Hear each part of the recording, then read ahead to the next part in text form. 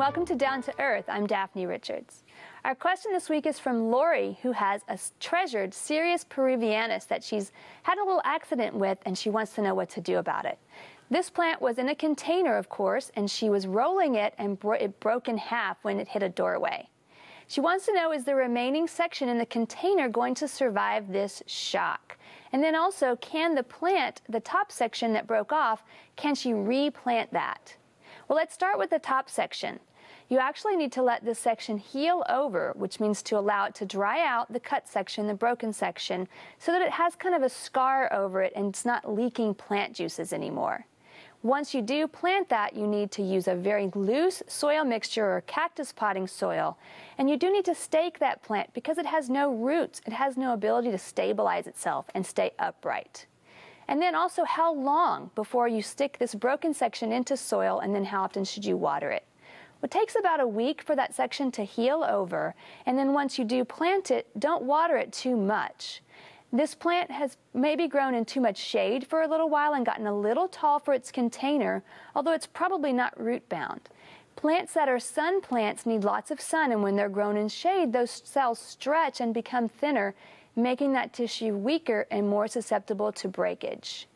But accidentally bumping this plant into the doorway is probably the real culprit here. It's probably not root bound, as I said, and the original plant that was not broken and is still in the container probably does not need to be replanted. Our plant this week is Turk's cap, Malvaviscus arboreus. It's another great native plant for us, which is seen all around our area in woody areas and natural growth. It does die to the ground in winter and come back from the roots. Really likes full sun, but it also does great and will flower for you in shade.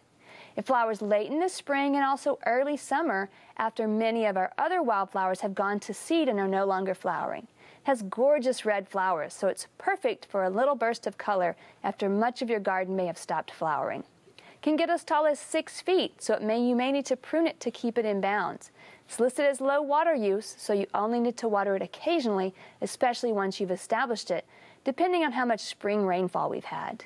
It may get frozen back by extremely cold temperatures, such as we had this winter, but if that happens, the plant will come back.